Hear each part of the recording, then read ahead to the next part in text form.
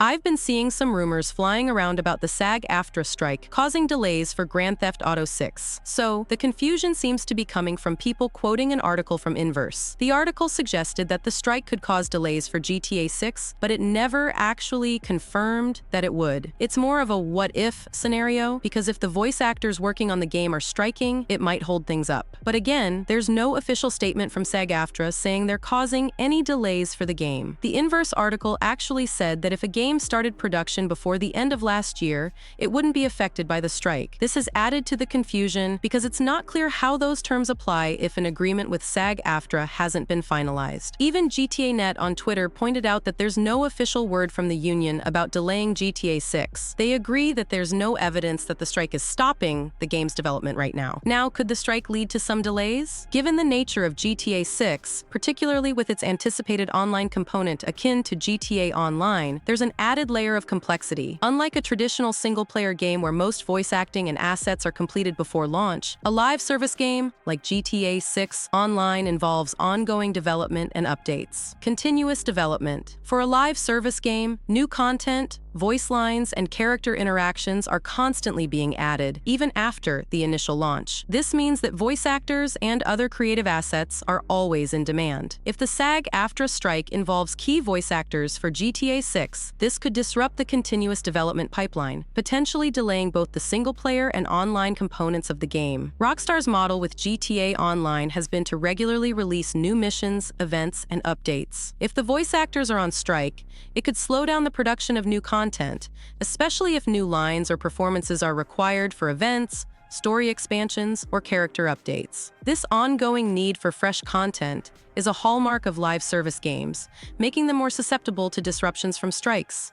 Besides voice acting, other assets like animations, motion capture, and narrative content might also be affected. Live service games often update these elements continuously to keep the player base engaged. If the strike causes delays in these areas, it could affect the timing of the game's release and its post-launch content schedule. Rockstar might also be hesitant to release GTA 6 without the assurance that they can continually support and expand GTA 6 Online. The success of GTA Online has shown that a robust post-launch content plan is crucial. If the strike affects the ability to provide this, Rockstar may delay the game to ensure a seamless and well-supported launch. The monthly games lineup for August has arrived, and it brings a mix of interesting and unique options to explore. Whether you're into epic adventures, nostalgic classics, or quirky indie hits, there's something for everyone this month. First up, we got LEGO Star Wars: The Skywalker Saga. The game is praised for its stunning graphics and attention to detail, with many noting that it sets a new standard for LEGO games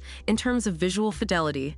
It features a vast number of playable characters and ships, alongside numerous collectibles and side missions, making it a rich experience for completionists. The game spans all 9 mainline Star Wars films, allowing players to engage with a wide array of iconic scenes and characters. The combat system has been revamped, offering a more engaging experience with improved mechanics for both melee and ranged combat. The game also introduces a closer camera perspective, enhancing immersion. Many reviews highlight the game's appeal to younger audiences and families, although some players feel that the levels are short and lack depth, leading to a feeling of repetitiveness. Critics have pointed out that the exploration and puzzle elements can be either too simplistic or frustrating, detracting from the overall experience. All in all, it's free now, so why not jump in and try it? Five Nights at Freddy's: Security Breach is the latest installment in the popular horror game franchise developed by Steelwool Games. Available on both PS4 and PS5, the game introduces players to a new storyline set in the expansive Freddy Fazbear's Mega Pizzaplex. In Security Breach, players take on the role of Gregory, a young boy who finds himself trapped overnight in the Mega Pizzaplex.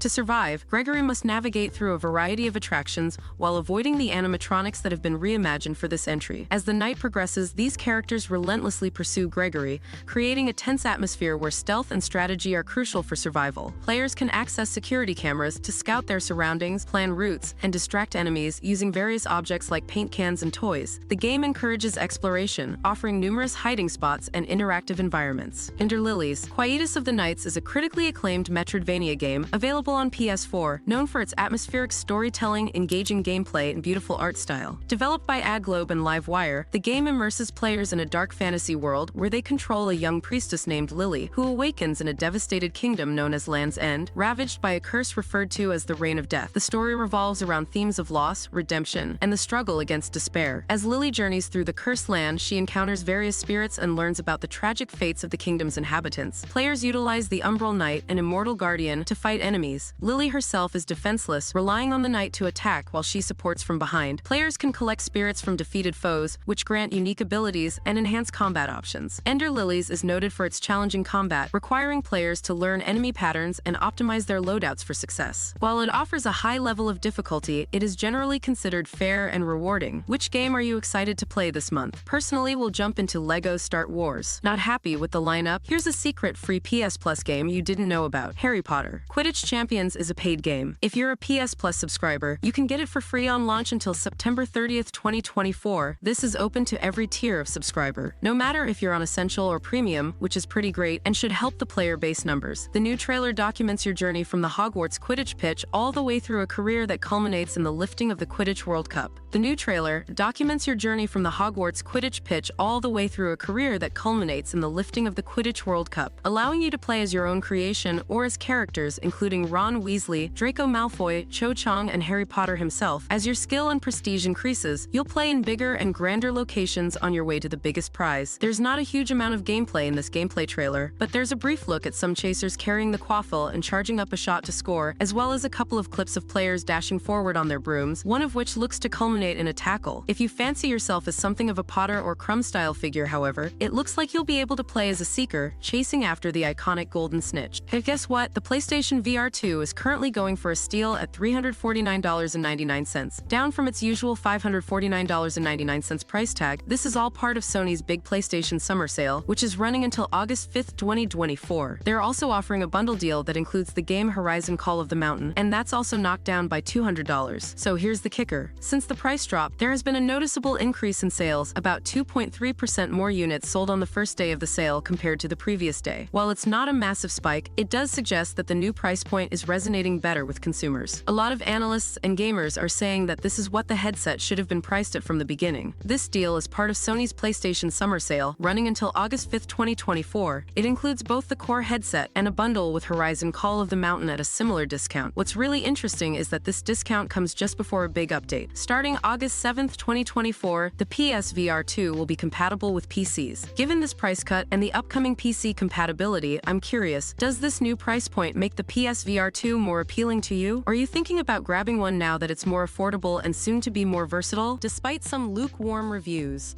Nexon's The First Descendant has really taken off since its release in early July. It's pretty wild. It hit 10 million players in the first week alone, despite only having a 52% positive rating on Steam. At its peak, it even had 265,000 concurrent players, which is huge for a new game. But here we are, almost a month later, and it looks like things have cooled down quite a bit. The game has lost nearly 40% of its players on Steam, dropping from those impressive early numbers. With hordes of characters and gear to track down, The First Descendant doesn't shy away from a long grind. At times, it can feel like a second job. Worry no longer.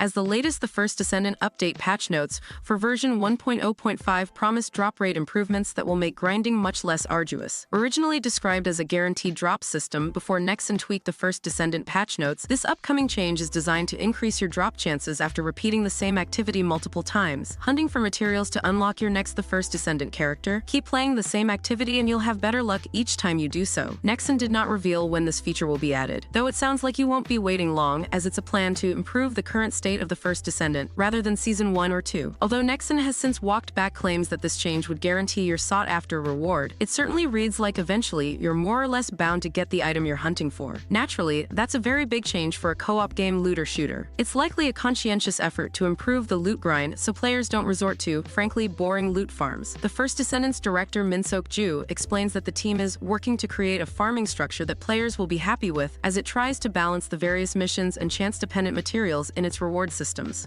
Wow, check out these videos.